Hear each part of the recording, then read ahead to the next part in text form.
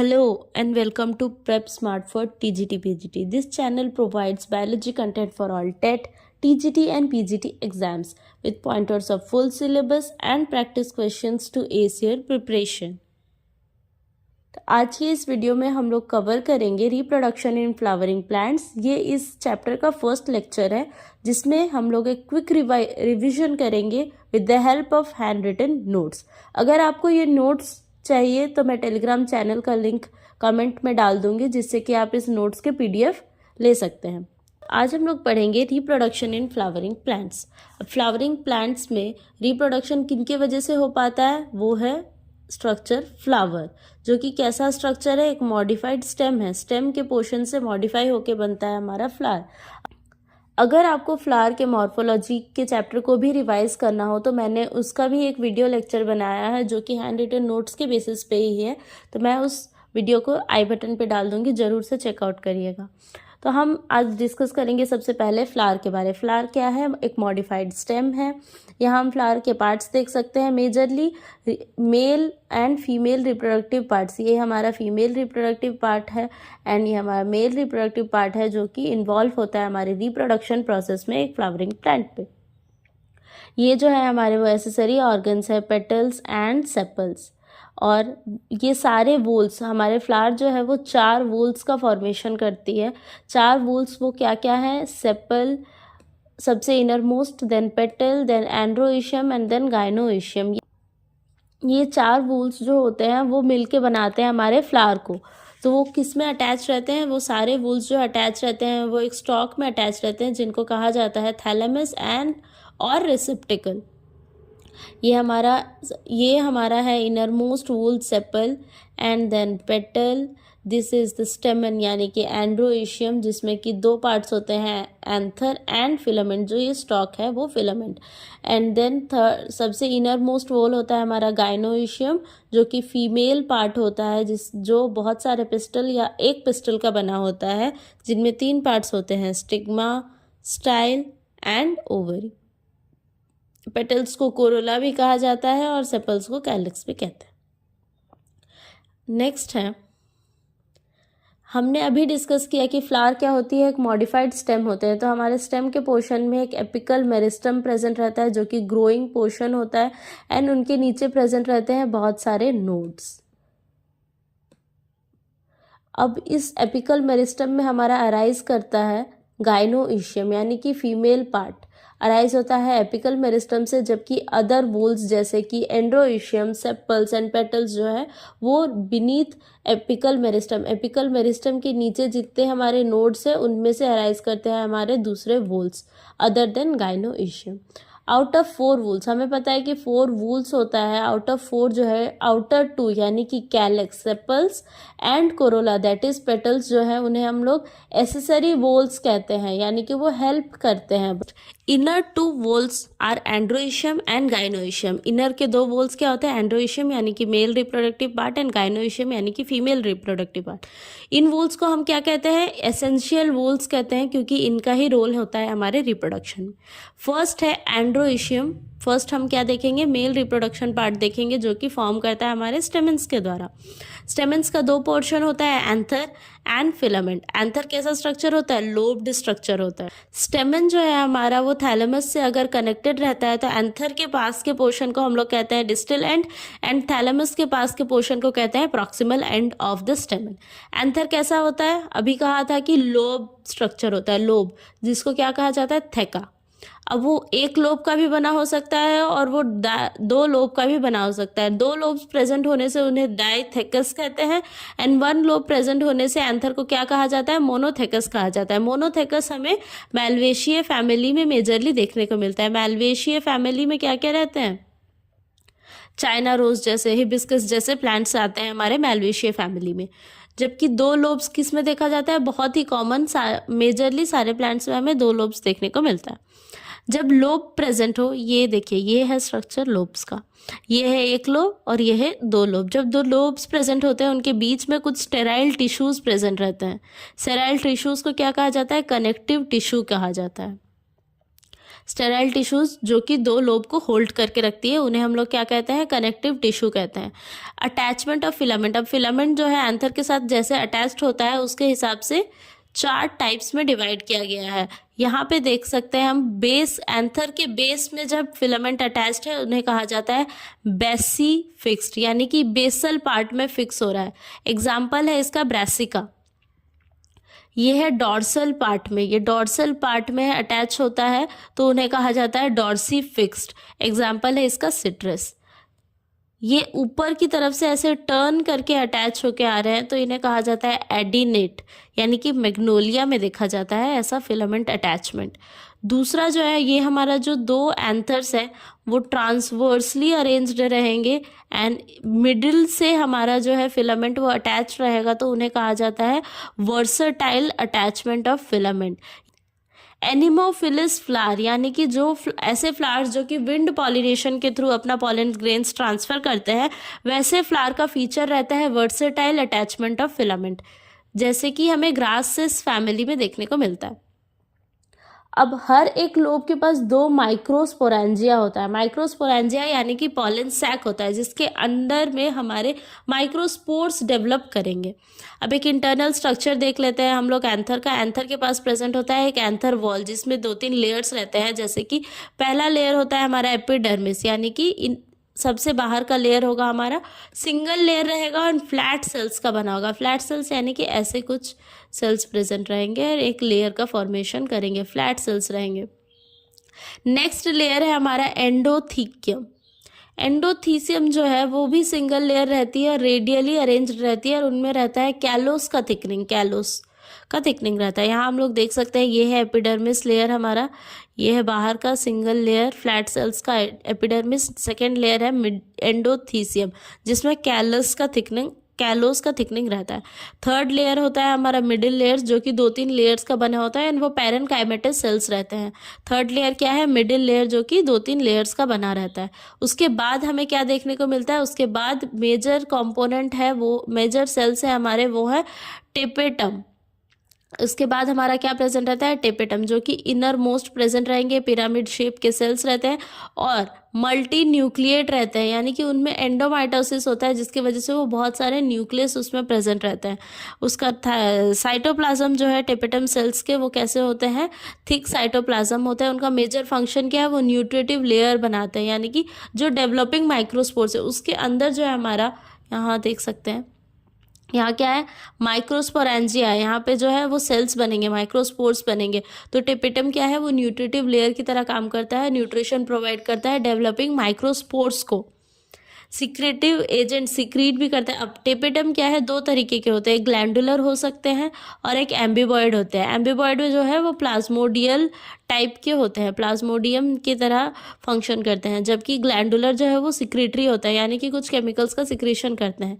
कैसे केमिकल्स, यानी कि एंजाइम्स का सिक्रेशन करते हैं, जैसे कि कैलस।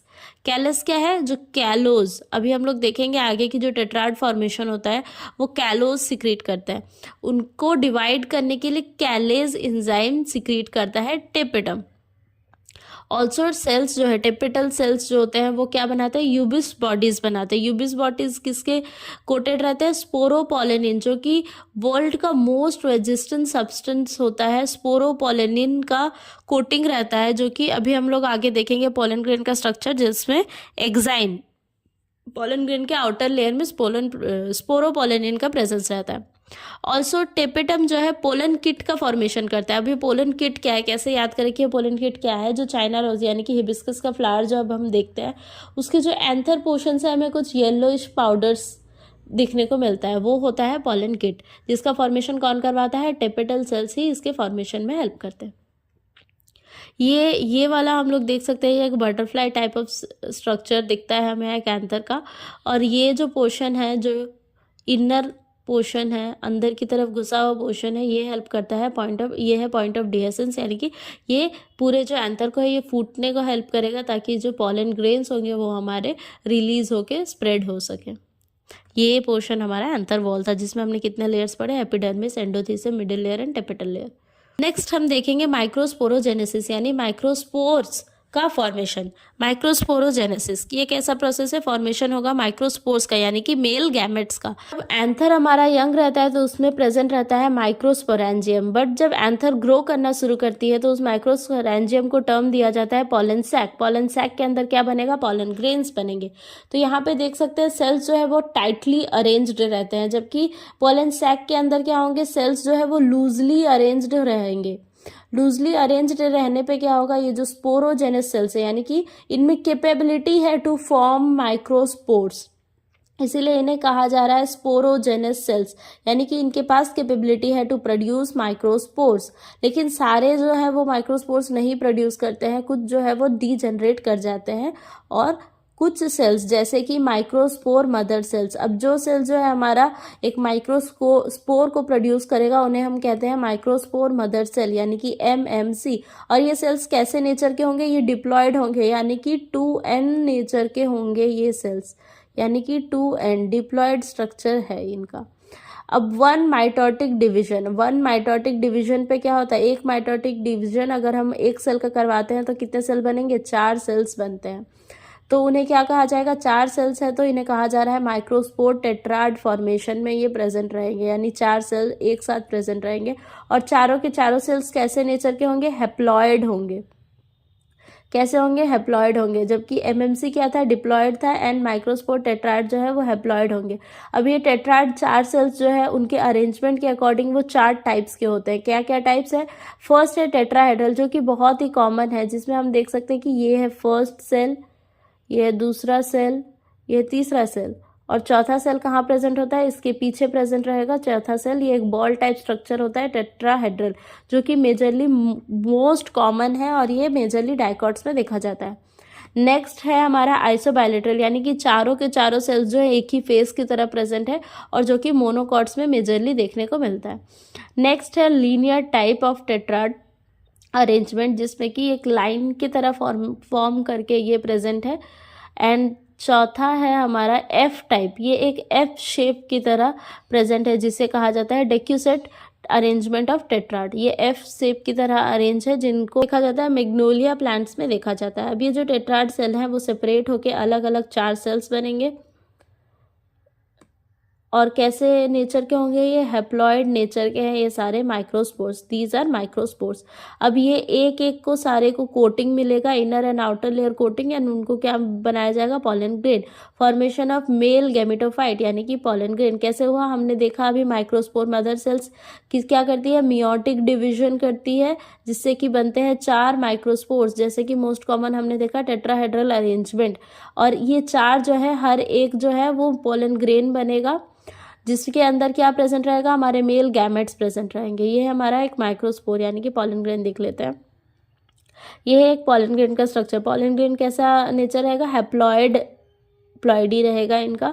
आउटर लेयर प्रेजेंट है इनके पास, जो आउटर लेयर क्या है, एक्साइन, आउटर लेयर है एक्साइन, एंड इनर लेयर है इंटाइन। ये रहा प्लाज्मा मेम्ब्रेन, उसके ऊपर एक इनर लेयर है जिसको कहा जा रहा है इंटाइन, और this is the outer layer जिसको कहा जा रहा है एक्साइन। इंटाइन के पास किस चीज़ का डिपोजिशन रहेगा, इंटाइन हमारा बना हुआ है सेलुलोज और पेक्टीन का, जबकि एक्साइन किससे बना है, स्पोरोपोलेनिन। अभी कहा था मोस्ट रेजिस्टेंस जो होता है सब्सटेंस वो है स्पोरोपोलेनिन। कौन सिक्रेट करता है, टेपिटल सेल्स सिक्रेट करते हैं स्पोरोपोलेनिन।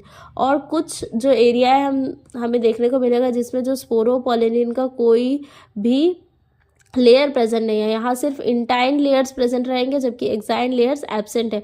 उन्हें कहा जाता है जर्म पोर्स, जहाँ से हमारा ये पॉलन ट्यूब जो है जनरेट होगा, ठीक है, इमर्ज करने के लिए। अब ये जो है एक वन माइटोटिक डिवीजन करेगा, यानी इक्वेशनल डिवीजन करेगी, जिससे एक सेल जो है 2 सेल बन जाएगा। ये पॉलन ग्रेन है जिसमें क्या होगा, फर्स्ट होगा कैरियोकाइनेसिस यानी कि न्यूक्लियस का डिवीजन, एंड देन होगा हमारा साइटोकाइनेसिस। साइटोकाइनेसिस माने कि प्लाज्मा मेम्ब्रेन का फॉर्मेशन, यानी कि सेल का डिवीजन हमें यहाँ देखने को मिलेगा। तो 2 सेल्स फॉर्म करेंगे, एक होगा लार्जर सेल, एक होगा स्मॉलर सेल। लार्जर सेल में क्या होगा, साइटोप्लाज्म ज़्यादा होगा और वो रिच इन न्यूट्रिएंट्स होगा, एंड स्मॉलर सेल में जो है ट्रांसपेरेंट टाइप ऑफ साइटोप्लाज्म देखने को मिलेगा। नेक्स्ट देखते हैं, ये हमने देख लिया अभी कि एक लार्जर सेल का फॉर्मेशन हो रहा है और स्मॉलर सेल का फॉर्मेशन हो रहा है। लार्जर सेल्स को टर्म दिया जाता है वेजिटेटिव सेल या तो ट्यूब सेल। ट्यूब सेल क्यों, क्योंकि आगे जो हमारा पॉलिनेशन का प्रोसेस होगा एंड फर्टिलाइजेशन का प्रोसेस होगा, तभी हम देखेंगे कि जो ट्यूब सेल्स ही हैं वो पॉलन ट्यूब का फॉर्मेशन कराती हैं, ताकि वो स्टाइल के एरिया से, स्टाइल यानी कि फीमेल पोर्शन के एरिया से वो इमर्ज करके ओवरी तक रीच कर पाए। ये वो होता है पॉलन ट्यूब, जिसको कौन जनरेट करती है? वो जनरेट करती है ट्यूब सेल। अब इन दो सेल के बीच में हमें क्या देखने को मिलता है? कैलोस वॉल देखने को मिलता है। अब धीरे धीरे ये सेल्स जो है, ये इनर वाला जो सेल है वो अंदर की तरफ और घुसना शुरू हो जाएगा और ये कुछ इस तरीके से दिखना शुरू हो जाएगा। और जो इनर और स्मॉलर सेल है वो क्या कहलाता है? वो कहलाता है जेनरेटिव सेल, यानी कि यही जो सेल है उसमें प्रेजेंट हो गए हमारे मेल गैमेट्स। 60% ऑफ एंजियोस्पर्म्स में क्या होता है? ये जो पोलन ग्रेन है इसी स्टेज में ही रिलीज किया जाता है, यानी कि 2 सेल स्टेज में, यानी कि एक पोलन ग्रेन के अंदर 2 सेल प्रेजेंट रहेंगे। When anther matures, outer anther wall becomes fibrous। जो एंथर मेच्योर करता है, हमने देखा एंथर वॉल भी पढ़ा हमने, आउटर का जो एंथर वॉल होता है वो कैसा हो जाता है? फाइब्रस हो जाता है। वॉल जो है रप्चर करता है एंड पॉलन ग्रेन्स को रिलीज करता है, यानी कि फूटने के जैसा वो फूट के बाहर आ जाते हैं, पॉलन ग्रेन्स रिलीज हो जाते हैं, जिनको हम लोग क्या कहते हैं? डेहेसेंस कहते हैं। Study of pollen grains is termed as palynology. और कुछ एडिबल पॉलन ग्रेन्स भी मार्केट में सेल होते हैं in the form of tablet और सिरप, जो कि बहुत न्यूट्रिटिव होते हैं। एथलीट्स और ग्रोइंग चिल्ड्रन को सप्लीमेंट की तरह दिया जाता है। कुछ पॉलन ग्रेन्स जो होते हैं वो एलर्जी कॉज करते हैं, जिनको क्या कहा जाता है? हे फीवर कहते हैं ऐसे फीवर को और एलर्जी को। और जैसे कि एक एग्जाम्पल है पार्थेनियम, जिसको कैरेट ग्रास कहा जाता है, उसके पॉलन ग्रेन से बहुत लोगों को एलर्जी होता है। अब हमने क्या पढ़ा कि 60% एंजियोस्पर्म्स में जो है पॉलन जो है वो 2 सेल स्टेज में ही रिलीज किया जाता है। 40 बाकी रेस्ट 40% में क्या होता है? वो 3 सेल स्टेज में रिलीज कहते हैं। अब 3 सेल कहाँ से आए? जो जनरेटिव सेल था, जो इनर स्मॉलर सेल था, वो फिर से माइटोसिस करके 2 सेल्स बनाता है। तो टोटल पॉलन ग्रेन के अंदर कितने सेल्स हो जाते हैं? 3 सेल्स हो जाते हैं और वही रिलीज होते हैं बाकी रेस्ट 40% एंजियोस्पर्म्स में। नेक्स्ट हम क्या देखेंगे? मेगास्पोरोजेनेसिस। अभी हमने क्या देखा था? माइक्रोस्पोरोजेनेसिस, यानी कि मेल गैमेट का फॉर्मेशन देखा था। अब हम देखेंगे मेगास्पोरोजेनेसिस, यानी कि फीमेल गैमेट का फॉर्मेशन। अब मेगा क्यों कहा जाता है? क्योंकि वो साइज में थोड़े से बड़े होते हैं, इसीलिए मेगास्पोरोजेनेसिस। फीमेल रिप्रोडक्टिव पार्ट क्यों क्या कहा जाता है? गायनोइशियम। कहाँ से डेवलप होता है? ये अभी हमने देखा था, ये एपिकल मेरिस्टम से डेवलप करता है। अब गायनोइशियम किसके द्वारा फॉर्म किया जाता है? पिस्टल्स के द्वारा। अब अगर एक पिस्टल ही प्रेजेंट है हमारे गायनोइशियम में, तो ऐसे फ्लावर्स को हम लोग मोनोकार्पेलरी कहेंगे। जबकि अगर मैनी पिस्टल्स, यानी कि एक से ज़्यादा पिस्टल प्रेजेंट है, तो उसे मल्टी कार्पेलरी कहा जाएगा। अब मल्टी कार्पेलरी यानी कि एक से ज़्यादा प्रेजेंट है, तो वो फ्री रह सकते हैं या तो फ्यूज्ड रह सकते हैं। अगर वो फ्रीली प्रेजेंट है तो उन्हें एपोकार्पस कहा जाता है। अगर वो यूनाइटेड या फ्यूज्ड टाइप ऑफ प्रेजेंट है तो उन्हें सिनकार्पस कहा जाता है।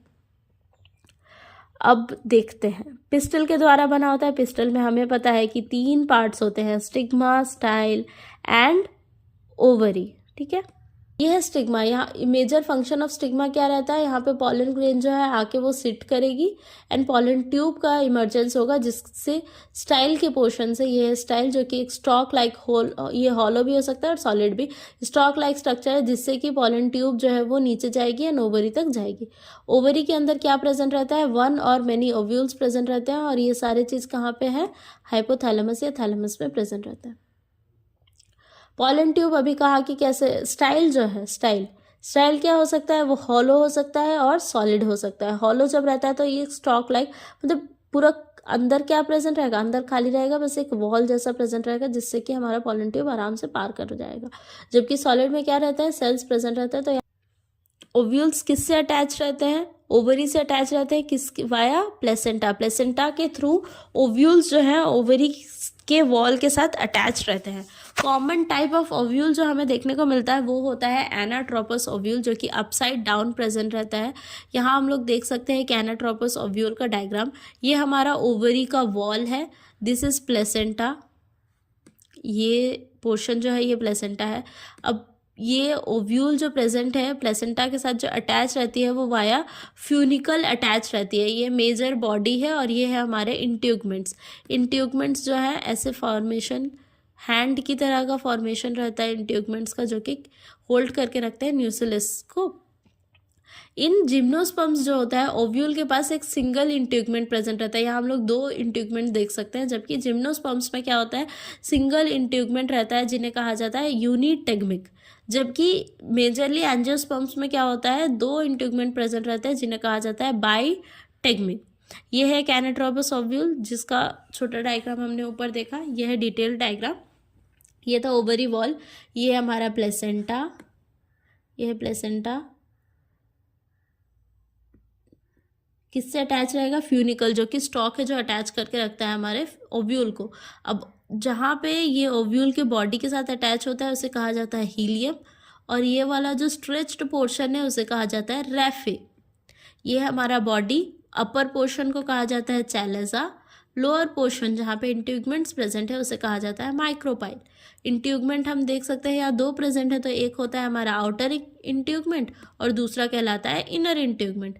बीच में जो मास ऑफ सेल्स है वही है हमारे न्यूसिलस, वो है रैफे। अभी कहा stretch tissue portion of funicle attach to body. Hilum क्या है, point where funicle attach to body. ये एक बीन है।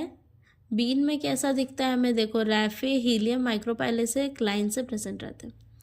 न्यूसिलस क्या है, मास ऑफ सेल जो प्रेजेंट है। किसी किसी ओव्यूल में क्या देखने को मिलता है कि बहुत न्यूसिलस का जो लेयर है बहुत ही पतला और लेस न्यूसिलस प्रेजेंट है, वैसे ओव्यूल्स को कहा जाता है टैन्यू न्यूसिलेट। और किसी किसी न्यूसिलस में देखने को मिलता है कि बहुत ही ज़्यादा लेयर ऑफ न्यूसिलस प्रेजेंट, यानी plenty of nucellus is there, तो उन्हें कहा जाता है ग्रासी न्यूसिलेट। न्यूसिलस जो है आफ्टर डेवलपमेंट ऑफ एम्ब्रियो वो क्या हो जाता है, डिसॉल्व हो जाता है, वो न्यूट्रिटिव प्रोवाइड करने के लिए रहते हैं। अब हम देखेंगे मेजर मेगास्पोरोजेनेसिस, ठीक है। अब एक सेल, अभी मैंने क्या कहा था कि न्यूसिलस में से जो सेल्स हैं उनमें से ही क्या बनेगा, मेगास्पोर बनेगा। यानी कि न्यूसिलस में जो सेल्स हैं जो माइक्रोपाइल की तरफ है उनमें से एक सेल जो क्या होगा वो बनेगा हमारा मेगास्पोर मदर सेल, यानी कि वो फीमेल गैमेटोफाइट यानी कि मेगास्पोर का जनरेशन करवाएगी, इसीलिए इसे क्या कहा जाएगा, मेगास्पोर मदर सेल। जैसे कि हमने माइक्रोस्पोर मदर सेल देखा था माइक्रोस्पोरोजेनेसिस में, तो ये भी कैसे नेचर के होंगे, ये भी होंगे हमारे 2n यानी कि डिप्लॉयड स्ट्रक्चर रहेंगे। अब हम देखेंगे डेवलपमेंट ऑफ फीमेल गैमेटोफाइट यानी कि एम्ब्रियो सैक गैमेटोफाइट, यानी कि जो कैरी करेगा हमारा फीमेल गैमेट्स को। अब one cell of nucellus which is towards micropyle and act as megaspore mother cell. एक सेल न्यूसिलस में से एक सेल जो कि माइक्रोपाइल की तरफ है वो कैसा एक्ट करेगा, मेगास्पोर मदर सेल की तरह एक्ट करेगा। और उसमें क्या देखा जाएगा, एक हमें देखने को मिलेगा मियोटिक डिवीजन, ठीक है।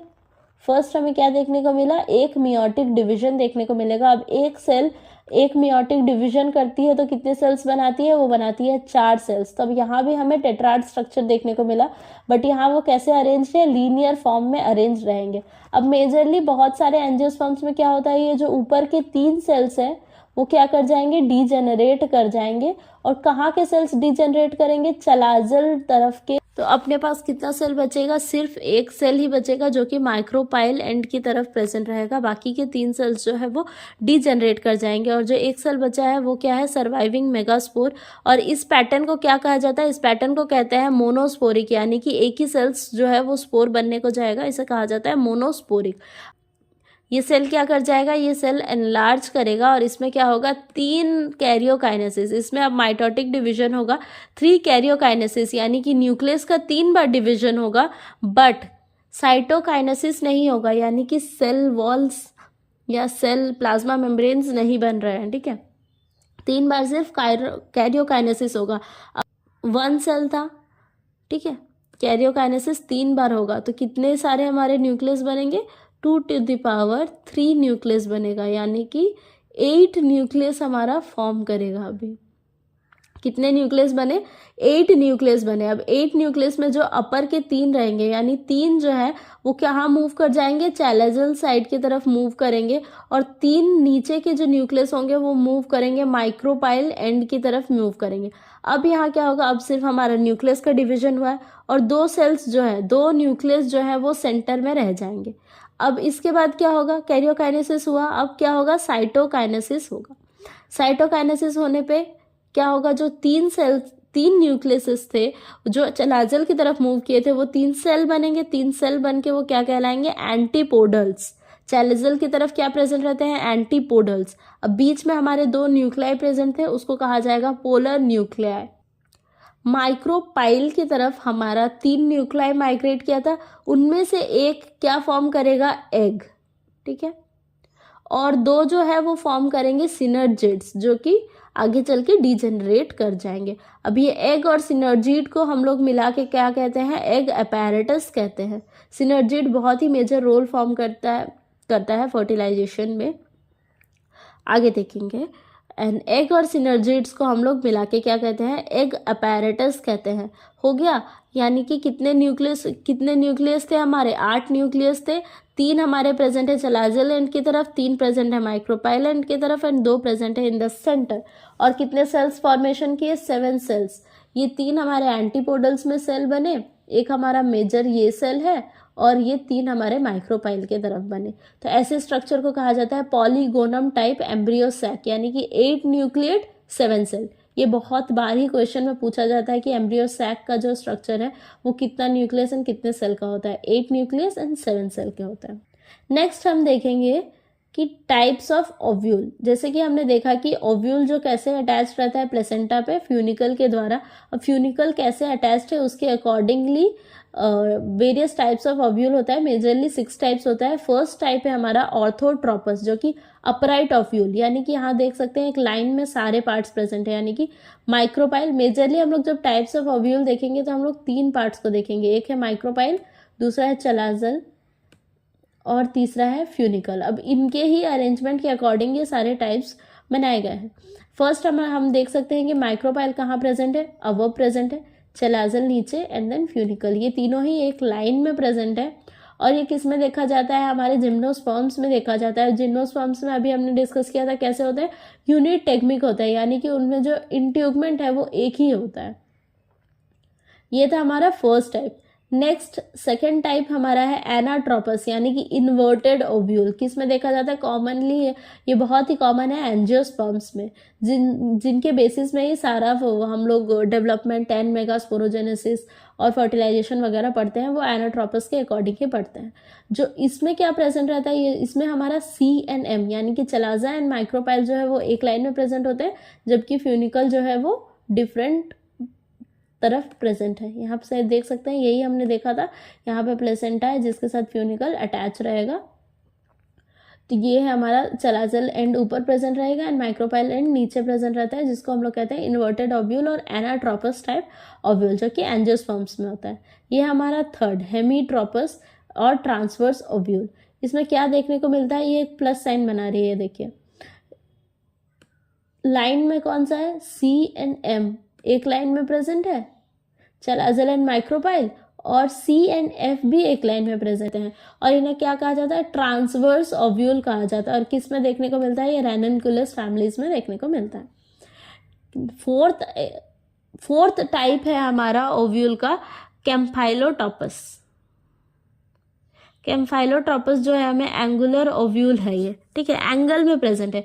ये एंगल कहाँ से बनाती है? ये एंगल होता है हमारे जो एनाट्रोपस ओव्यूल था और हेमीट्रोपस ओव्यूल जो था, उनके बीच का एंगल जो है वो एंगल में प्रेजेंट रहने से ओव्यूल को कहा जाता है कैम्फाइलोट्रोपस। ये देख सकते हैं, यहाँ पे हमारा चैलेजा प्रेजेंट है, ये माइक्रोपाइल, और ये है फ्यूनिकल। किस में देखने को मिलता है? मेजरली हमें P में देखने को मिलता है कैम्फाइलोट्रोपस या एंगुलर ओव्यूल। नेक्स्ट है हमारा amphitropous ovule. Amphitropous ovule is the 5th type of ovule.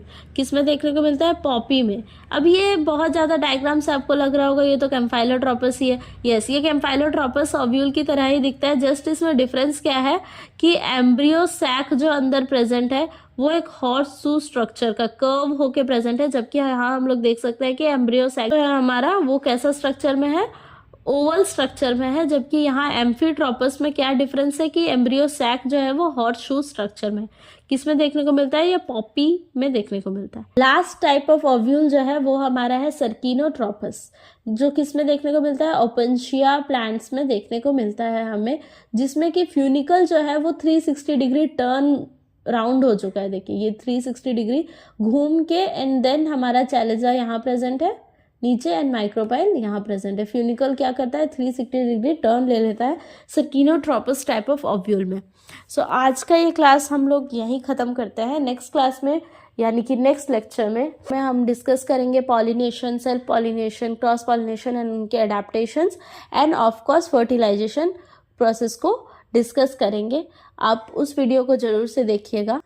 और अगर आपको प्रैक्टिस क्वेश्चंस चाहिए तो टेलीग्राम चैनल को ज़रूर फॉलो करिएगा, उसमें मैं क्वेश्चंस ऑल्सो ये हैंड रिटन नोट्स भी शेयर करूँगी। अगर आपको आज का वीडियो अच्छा लगा हो तो ज़रूर से इस वीडियो को लाइक करिए, शेयर करिए एंड सब्सक्राइब करिए to prep smart for TGT PGT. Thank you for watching.